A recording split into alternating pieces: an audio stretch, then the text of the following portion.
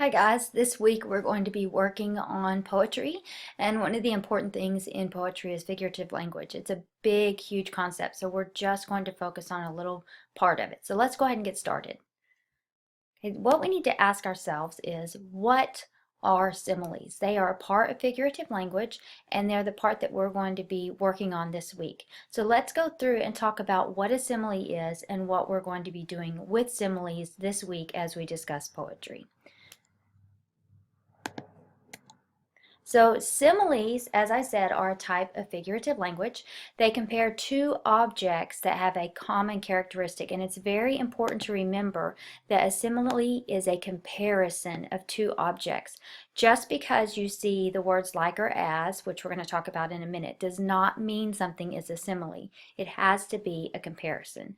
And just as I mentioned, similes are phrases, and they use the words like, or they use the words as. And we're going to be looking for some examples of these in just a moment. Okay, so let's take a look at a few examples of similes. So here is a sentence that has a simile in it. When it comes to homework, she is as slow as a turtle. So you could just say she's really slow at doing her homework. But when you put a simile in, you compare her speed of doing her homework to a turtle. So it is a comparison. What are you comparing? You're comparing her to a turtle. And what is the comparison? What do they have in common? They are slow. So similes are comparisons between two objects that use the words like or as, and you can see in this case you have she is as slow as. When you have a simile using as, you are going to use that word twice with the characteristic that's similar in between those two words. So let's look at another one. My dog runs as fast as lightning when I open his food.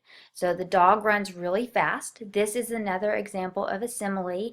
What is he being compared to? We're comparing the dog to lightning. So there's our comparison right there. What's the characteristic that we're comparing? They are both fast. So we have our two objects, we have our characteristic, and then here you can see as fast as lightning. So that is an example of a simile. The last one on this page is a simile. It doesn't use as, it uses like, and it sounds a little bit different.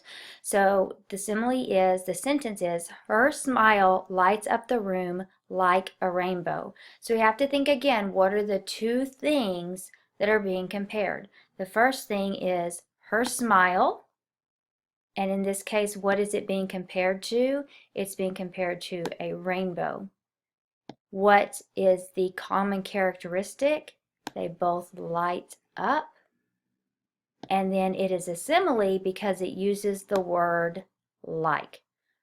Her smile lights up the room like a rainbow. So that phrase, like a rainbow, is your simile.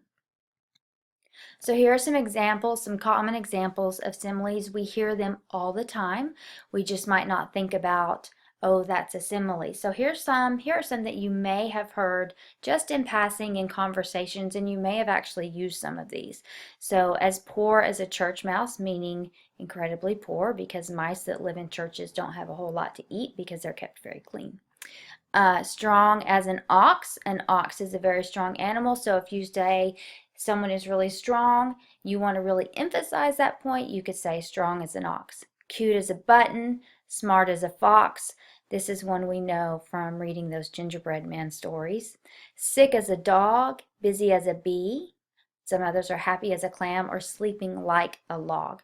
So take a moment and think, are there any other similes that you can think of? Or as you're talking with your parents or with your friends, are there any others that you hear? And if you hear some, think about them, keep them in your head, and bring them to class because we'll talk about them some more.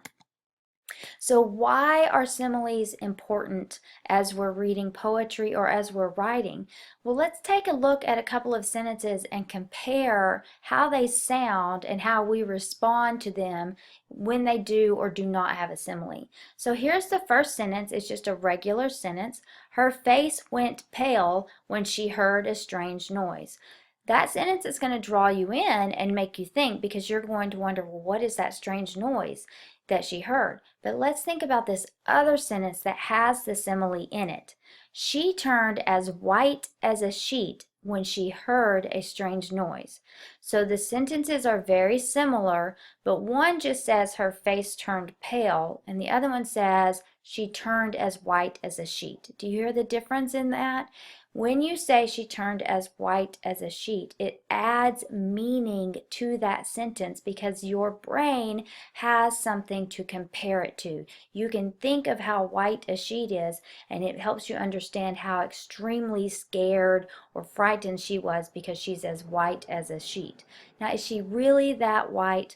No, but it helps emphasize how deep her feelings are and how much her face changed when she heard this strange noise. So it's a much better sentence. As a reader, you like it more because it gives you a better image inside of your head. Okay, so let's look at some more examples. You could say, my brothers fight a lot. Or you could say, my brothers fight like cats and dogs. So when you think about this and you say the phrase, my brothers fight like cats and dogs, well, you immediately get this image of cats and dogs going at it. And you can see this in your mind, so it's a much more interesting sentence than just saying, my brothers fight a lot, because it gives you a lot more information with just a few words. It gives you a whole visual image in your head that helps you understand what's going on better. So the simile improves the meaning of that sentence.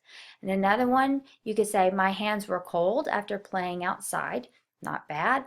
Or you could say, my hands were as cold as ice after playing outside. Again, that phrase, as cold as ice, it helps you understand the meaning a little bit more deeply. It makes it mean more, it makes it more intense, and it adds to the meaning of the sentence, and you as a reader are going to appreciate it more.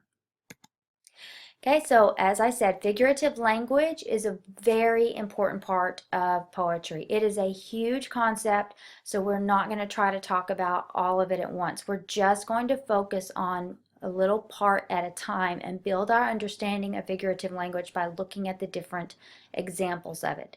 This week, we're looking at similes, which compare two things using the words like or the words as.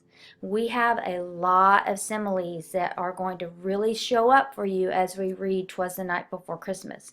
So if you want to go ahead and read it or watch it on YouTube and start listening for those similes, absolutely, that would be a great thing to do. But we will be looking at it in class. We'll be finding those similes, talking about what they mean, and talking about how they add to the meaning of the poem and make it even better. So I look forward to working with you then. Thanks.